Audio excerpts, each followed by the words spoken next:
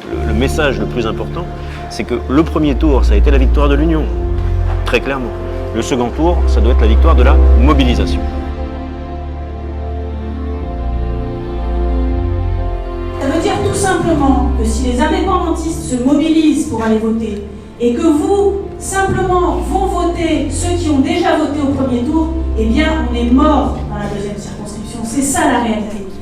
Pensez à aller mettre le bulletin de Nicolas et de Philippe dans Lyon. Voilà. Merci.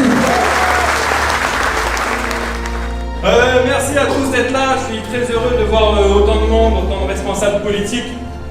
J'ai un petit big up à faire notamment pour Philippe Michel et Harold Martin qui sont assis à côté l'un de l'autre.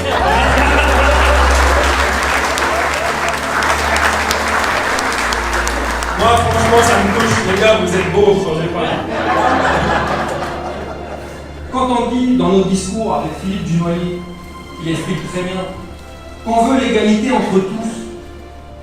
L'égalité entre tous, en termes de droits et de devoirs.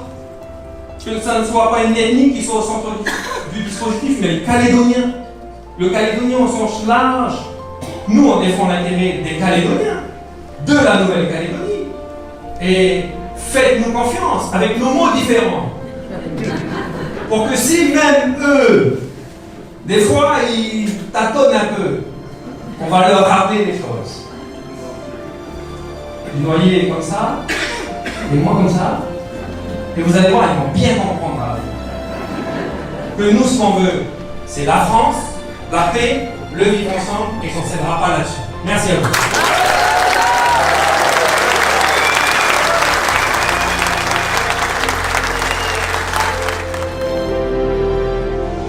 D'abord, c'est une campagne, c'est toujours très riche. Celle-là, elle est très particulière parce qu'elle est basée sur une union de nos 4 formations non indépendantistes. Ça permet d'avoir des priorités communes sur l'avenir institutionnel et c'est un enjeu éminemment important. Ça permet aussi d'avoir des engagements. Nico les prend dans la deuxième, j'en prends dans la première. Il y en a beaucoup qui sont en commun, donc ça veut dire qu'on va être porteurs du même projet pour aider les Calédoniens tous les jours, qui rencontrent des difficultés tous les jours, et pas seulement à cause de la vie chère. Donc nous, on veut les aider, contribuer à appliquer en Nouvelle-Calédonie des dispositifs.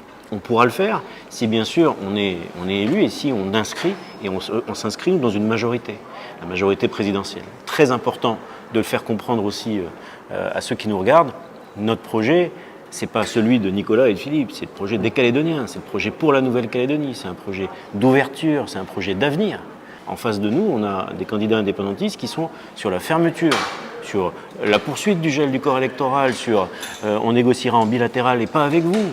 Enfin, c'est vraiment des discours passéistes. Nous, on est dans l'avenir, on est tourné résolument, fort de la conviction qu'on a d'avoir une sensibilité non indépendantiste majoritaire qui s'est exprimée à 3 reprises. On l'a. C'est terminé ces oppositions-là. On a souffert de ces 3 référendums. On nous a opposés finalement avec ces référendums. Maintenant, il faut qu'on se réunisse.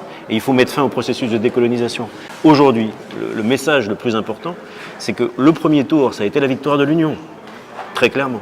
Le second tour, ça doit être la victoire de la mobilisation. En ce moment, on se joue l'avenir de la Nouvelle-Calédonie. C'est-à-dire que si tu as 2 députés indépendantistes à l'Assemblée nationale, tu encours le risque que l'indépendance continue à être portée et que finalement on y arrive en Nouvelle-Calédonie. Et ce n'est pas le but, et ce n'est pas le sens de la victoire aux 3 référendums. Et aujourd'hui, on a un risque, avec Philippe, qu'on perde ces 2 députés. Parce qu'il y a une mobilisation indépendantiste qui est très forte sur le terrain.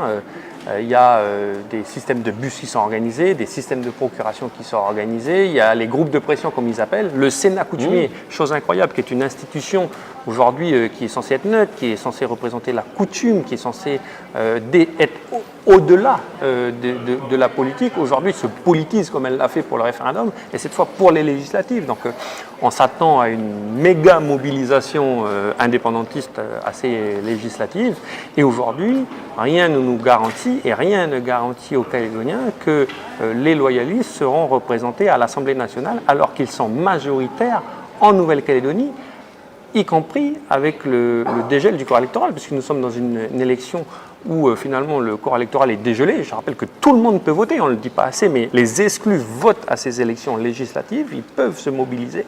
Et aujourd'hui, malheureusement, on voit qu'on est au coude à coude avec les indépendantistes malgré les exclus. Donc finalement, si les exclus ne votent pas, quel sens ça donne à notre combat pour le dégel du corps électoral? Donc là, c'est vraiment un choix de société qu'il faut faire et qu'il faut porter, parce que Philippe et moi, on défend la Nouvelle-Calédonie dans la France, le respect du résultat démocratique, l'égalité entre toutes les communautés de la Nouvelle-Calédonie, le vivre ensemble, le dégel du corps électoral, c'est-à-dire le français de Wallis-et-Futuna, le français de métropole, le français de Tahiti qui vit en Nouvelle-Calédonie, qui investit en Nouvelle-Calédonie, qui participe à une vie sociale et culturelle en Nouvelle-Calédonie, doit pouvoir s'épanouir totalement et voter. Donc s'il vous plaît, votez.